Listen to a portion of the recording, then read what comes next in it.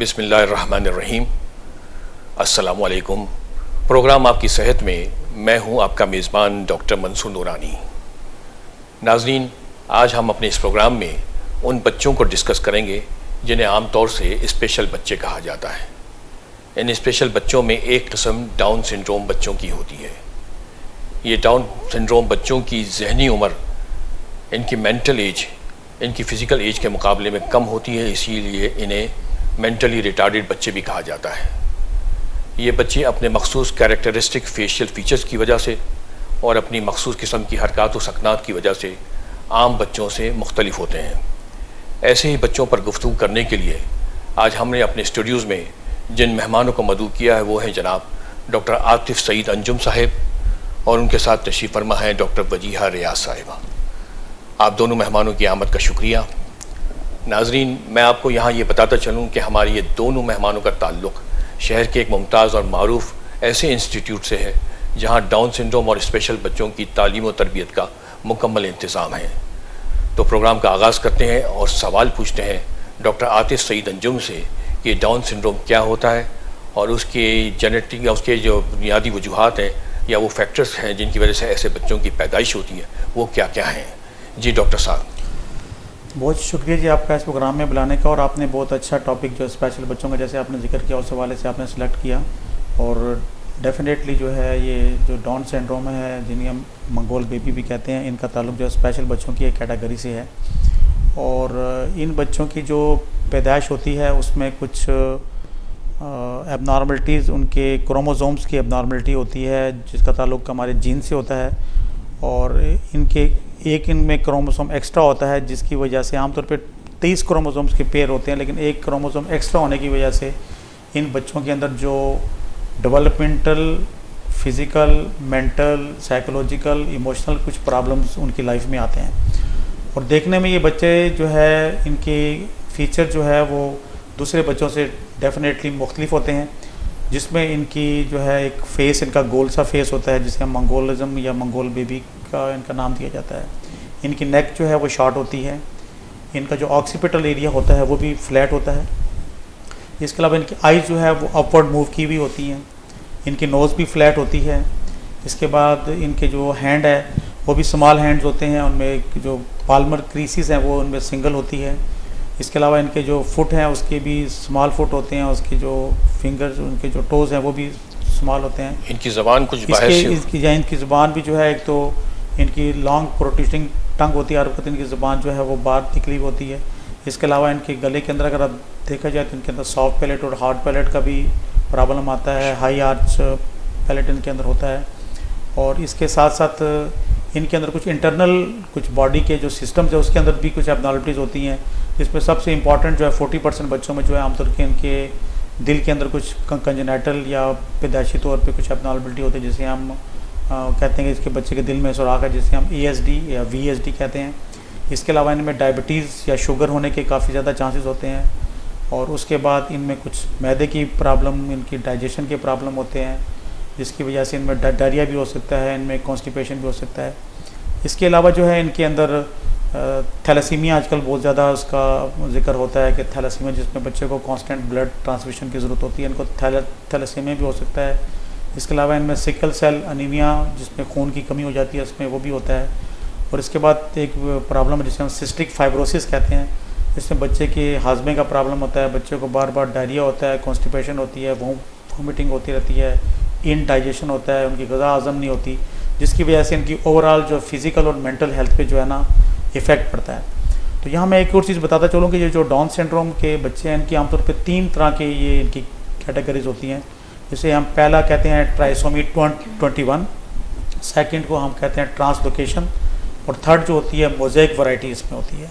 तो जो most common होती है वो ट्राइसोमी 21 जो कि तकरीबन 95% बच्चों में होती है, और जो ट्रांसलोकेशन है वो 4% में होती है, और लेस देन 1% में जो है आमतौर पे मोज़ेक वैरायटी होती है, जो कि लेस सीवियर भी होती है और वो रेयर वैरायटी है। अब उसके बाद ये जो बच्चे होते हैं इनको ओवरऑल आफ्टर द बर्थ ये बच्चे देखने में बिल्कुल नॉर्मल होते हैं, नॉर्मल फीडिंग करते हैं, इनके जो दूसरे जिस्म के सिस्टम है वो नॉर्मल होते हैं।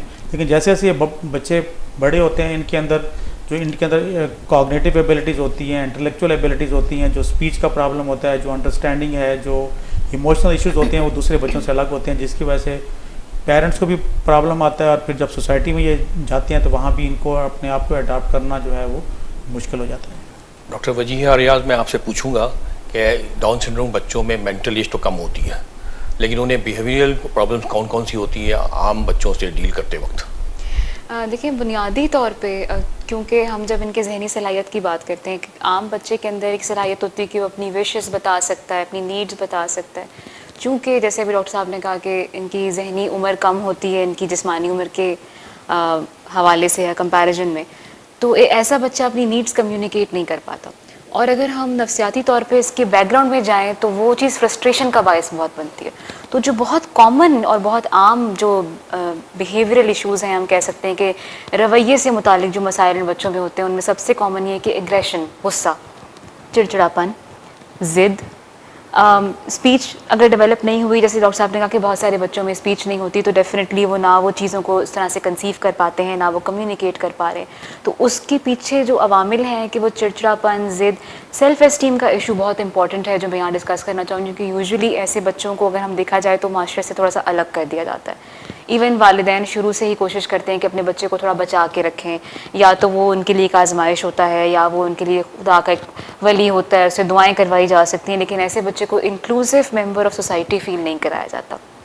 नतीजतन ये होता है कि ऐसे बच्चे के अंदर सेल्फ एस्टीम या अपनी इज़्ज़त नफ्स के हवाले से एक बहुत कॉमन इशू आ जाता है जो हमारे यहाँ वालिदैन रिकग्नाइज़ नहीं कर पाते, पहचान नहीं पाते, और नतीजतन ये होता है कि जैसे वो बच्चा बड़ा हो रहा है तो डेफिनेटली देखें वो जिस्मानी तौर पे ग्रो कर रहा है, जिस जहनी उम्र उसकी ग्रो नहीं करी, लेकिन उसकी जो नीड्स हैं वो चैनलाइज नहीं हो रही हैं, और उसकी वजह से अमूमन ये देखा गया है कि ऐसे बच्चों में कंडक्ट या वो ज़िद का जो एक इशू है वो बहुत कॉमन होता है, और वो फिर पेरेंट्स से डील नहीं होता क्योंकि वो इस चीज़ को समझ नहीं पा रहे होते कि इसके पीछे फ्रस्ट्रेशन क्या है।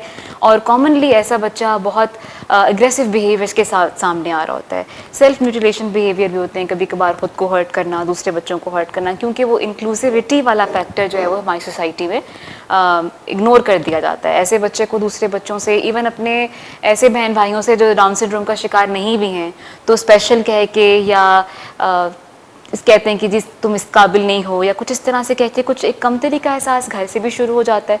तो ये सारे बिहेवियर इशूज आते हैं, एहसास से कमतरी बहुत कॉमन है, और ये सारे अवामिल मिल के जो है वो एक बहुत ही एग्रेसिव बिहेवियर की तरफ लीड करते हैं, जो बाद में पेरेंट्स के लिए खुद बहुत मुश्किल होता है मैनेज करना। डॉक्टर आतिफ सईद अंजुम, मेरा आपसे अगला सवाल है कि क्या ये एक मोरिसी मर्ज़ है, ख़ानदान में पहले किसी को हुआ है तो हमारे यहाँ भी हो सकता है, ऐसा है? नहीं, ऐसा नहीं है जी। इसमें होता ही है कि आमतौर पे इसके बहुत सारे जो फैक्टर्स हैं, जिसमें कुछ जैसे मैंने कहा कि क्रोमोसोम की एबनॉर्मलिटी होती है, कुछ जेनेटिकली तो इतना ज़्यादा इसका लिंक नहीं है, लेकिन कुछ फैमिलीज़ में ये बच्चे होते हैं, लेकिन कोई डायरेक्ट इसका लिंक नहीं है। अब उसकी जो एटियोलॉजी है फ़िलहाल अननोन है, लेकिन जो नॉन एटियोलॉजी है वो यही है कि इसमें क्रोमोसोम जो एक्स्ट्रा होता है, इसमें कुछ अगर देखा जाए तो कुछ इन्वायरमेंटल फैक्टर भी हो सकते हैं, कुछ डाइटरी फैक्टर भी मदर के हो सकते हैं, और आमतौर पे जो सबसे ज़्यादा फैक्टर आमतौर पे गिना जाता है वो मैटरनल एज या माँ की उम्र का होता है at the time of the birth of the child. आमतौर पे ये देखा गया कि अगर बच्चे की माँ की उम्र पैदाइश जब बच्चे की हुई है तो अगर माँ जो है वो 35 साल या उससे ज़्यादा उम्र की है तो उसमें चांसेस ज़्यादा होते हैं कि उसमें डाउन सिंड्रोम का बच्चा उनके यहाँ पैदा हो। अच्छा, इसकी ऐसे डाउन सिंड्रोम बच्चों की आमतौर से लाइफ कितनी बड़ी होती है? देखिए, नॉर्मली तरह फुल लाइफ एंजॉय कर सकता है, मतलब 60-70 साल की उम्र तक जी बिल्कुल। इनकी लाइफ एक्सपेक्टेंसी आमतौर पे नॉर्मल भी होती है। इसके एक चीज़ मैं क्लियर करूं कि जो डाउन सिंड्रोम की जो बच्चों की जो कैटेगरी होती है, जो इसकी जिसमें हम फिज़िकल डिसेबिलिटी कह लें, मेंटल डिसेबिलिटी कह लें, इमोशनल डिसेबिलिटी कह लें, वो माइल्ड, मॉडरेट, सीवियर और प्रोफाउंड होती है। कुछ लोगों में बिल्कुल माइल्ड होती है, वो एक नॉर्मल सोसाइटी में अपने आप को अडॉप्ट कर लेते हैं। कुछ की जो है वो मॉडरेट डिग्री होती है, उनको थोड़ा सा मुश्किल होती है, लेकिन वो अपने आप को सोसाइटी में किसी हद तक अडॉप्ट कर लेते हैं। जैसे आपने देखा होगा कुछ शहरों में कुछ रेस्टोरेंट्स है, वहाँ पे डाउन सिंड्रोम के बच्चों को एज अ वेटर के तौर पे भी उनको जॉब ऑफ़र की जाती है।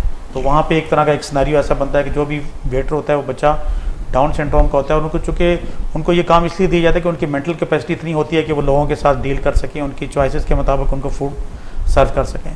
कुछ जो है वो बहुत ही सीवियर होते हैं, और सीवियर वाले आमतौर पे होम बाउंड होते हैं, वो घर से बाहर नहीं जा सकते, घर से बाहर जाते हैं तो जैसे डॉक्टर वजिया ने कहा कि उनमें एग्रेसिव होते हैं, उनके इमोशनल इशू होते हैं, उनके सेल्फ स्टीम का उनको इशू होता है। और ऐसे बच्चों को कंट्रोल करना बड़ा ज़रूरी होता है। अगर आप उनके इमोशनल इश्यूज़ या उनकी सेल्फ स्टीम को अगर एड्रेस नहीं करेंगे, जो कि बीइंग अ डॉक्टर और न्यूरो साइकोलॉजिस्ट मैं उसके लिए मेडिसिन भी देता हूँ, और कुछ उनको बिहेवियर थेरापी, साइकोथेरापी जो डॉक्टर वजिया शायद उस पर बताएंगी कि वो उसका ही बड़ा अहम रोल होता है, ताकि उनके साइकोथेरापी करके उनको जो है वो उनको ठीक किया जा सके। और लास्ट जो है, जो बहुत ही सीवियर फॉर्म होती है, जिससे हम बहुत ही सीवियरली होते हैं, उनके अंदर आमतौर पे बहुत सारी कॉम्प्लिकेशंस होती हैं, जिसमें डायबिटीज़ है, जिनमें हाइपर टेंशन है, जिसमें थायराइड के इशू हैं, कार्डिक प्रॉब्लम है, तो उनकी आमतौर पे अर्ली डेथ हो जाती है।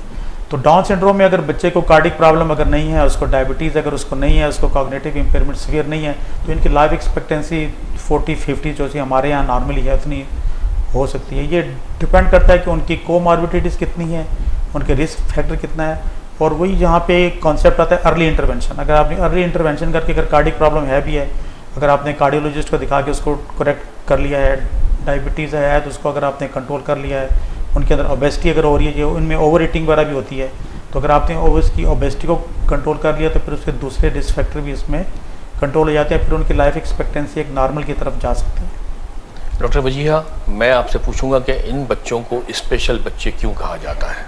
इसलिए कि इन बच्चों की नीड्स स्पेशल हैं आम बच्चे के हवाले से, क्योंकि अभी हमने जैसे बात की कि जहनी उम्र जिस्मानी उम्र के हिसाब से उस मुताबिकत से बढ़ नहीं रही, कम है।